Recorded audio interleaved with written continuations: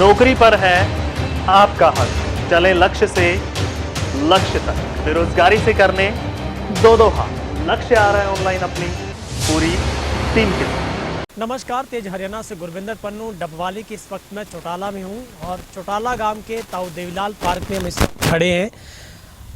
20 सालों के लंबे इतिहास के बाद फिर से उसी इतिहास को दोहराने की कवायद, जहां पर अक्सर जब भी गांव के लोग किसी अच्छे काम की शुरुआत करते हैं तो इसी पार्क में आकर ताऊ जी के आगे नमन करते हुए लोग अपने काम की शुरुआत करते हैं।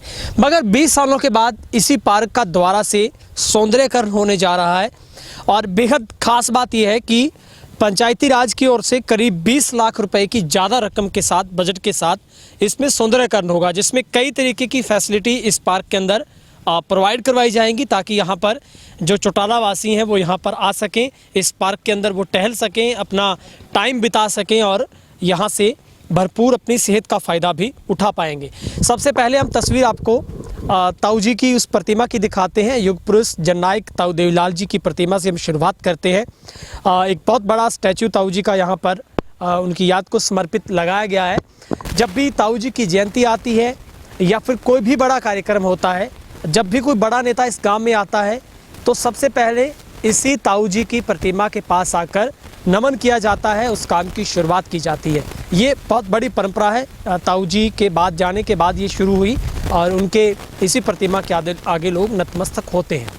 लेकिन पहले इसी पार्क में जब चौटाला सरकार थी तो इसमें बहुत कुछ था, क्योंकि यहाँ पर पार्क की बहुत अच्छी व्यवस्था थी, लोग यहाँ पर घूमने के लिए आते थे। लेकिन जैसे ही सरकारें बदली, क्योंकि इसके बाद 10 साल कांग्रेस का राज रहा, फिर बीजेपी और अब गठबंधन की सरकार है। अब अभय सिंह चौटाला के प्रयासों से और ग्राम पंचायत के प्रयास से ये पहली बार होने जा रहा है जब यहाँ पर 3 तरह के पार्क बनाए जाएंगे, जिसमें एक बच्चों के लिए अलग से होगा, एक महिलाओं के लिए होगा और एक तमाम उन पुरुषों के लिए, खास करके बुजुर्गों के लिए सबसे पहले ताऊ जी की प्रतिमा के ठीक साइड में बगल में होगा। बच्चों की अगर बात करें तो इस पार्क में तमाम वो झूले लगाए जाएंगे, बच्चों के लिए तमाम वो व्यवस्था यहाँ पर की जाएगी। महिलाओं की बात करें तो ओपन जिम की सुविधा भी यहाँ पर दी जाएगी। तो अब इसमें पूरी तरीके से जो पाथ तैयार किया गया है चारों तरफ से, अगर इसका हम सर्वेक्षण करके देखते हैं तो ये एक बहुत बड़ी बाउंड्री है चारों तरफ से, यानी कि एक आपको सुबह सुबह व्यायाम करने के लिए बहुत ज़्यादा फ़ायदेमंद होने वाली है।